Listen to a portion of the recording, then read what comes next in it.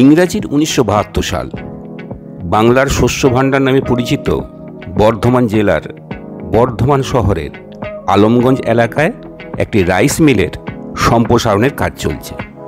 শ্রমিকরা মাটি কাটার কাজে ব্যস্ত। হঠাৎ একজনের গাঁইতি পাথরে ঘা খেল। পাথরটা উপড়ে না ফেললে কাজ এগোচ্ছে না। একটু একটু করে অনেকটা মাটি কেটে ফেলল, তবু পাথরে শেষ দেখতে না পেয়ে শ্রমিকটি সঙ্গীদের ডেকে নিল। সবাই মিলে মাটি সরিয়েও যখন পাথরটা সরানো গেল না, তখন তারা মালিককে খবর পাঠাল।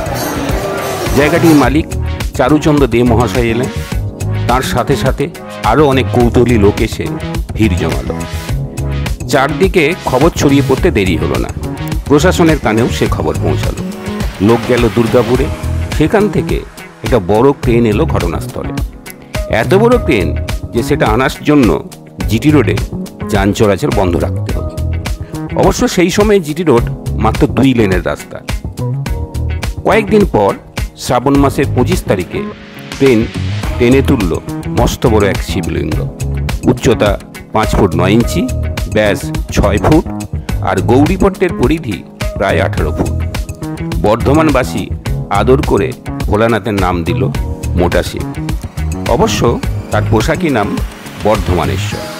দে পরিবার বাবা বর্ধমানেশ্বরের জন্য টিনের চালা বানিয়ে দিলেন আর তার নিত্য সেবার ব্যবস্থা করলেন। পাশে একটা পুকুর কেটে দিলেন ভক্তজনের স্নানের জন্য। পরবর্তী সময়ে মন্দির নির্মাণ শুরু হয়েছিল, কিন্তু ভিতটুকু ওঠার পর অজ্ঞাত কারণে সেই কাজ বন্ধ হয়ে যায়। বছরের 2টি দিন এখানে বহু ভক্ত সমাগম হয়। প্রথম দিনটি হলো বাবার আবির্ভাব, শ্রাবণ মাসের 25 তারিখ, অন্যটি শিবরাত্রি। 25শে শ্রাবণ সকাল থেকে বাবার মাথায় জল ঢালার জন্য লম্বা লাইন পড়ে যায়। কেউ 2 কিলোমিটার দূর থেকে দামোদরের জল নিয়ে আসেন, আবার অনেকে 60 কিলোমিটার দূরে কাটোয়া থেকে গঙ্গার জল নিয়ে পায়ে হেঁটে আলমগঞ্জের মোটা শিবের কাছে আসে। এই সময়ে লক্ষাধিক ভক্তের সমাগম হয়। কেউ কেউ পাশের পুকুরে স্নান করে বাবার পূজা দেয়। সকাল থেকে দুপুর পর্যন্ত পূজা চলে। এরপর শিবস্তোত্র পাঠ হয়, তারপর তারক ব্রহ্মনাম, আর সব শেষে চণ্ডীপাঠ। বাবার জন্য পায়েস ভোগ দেওয়া হয়। সেই প্রসাদ ভক্তদের মধ্যে বিলি করা হয়। শিবরাত্রিতেও জাঁকজমক সহকারে বাবার পূজা চলে।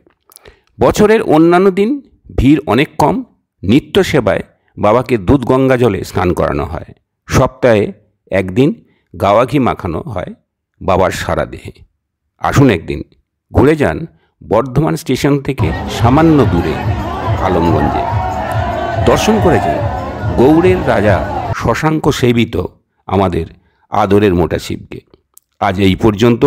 আবার কোথাও দেখা হবে। সকলের সুখ শান্তি আর সমৃদ্ধি কামনা করি। নমস্কার।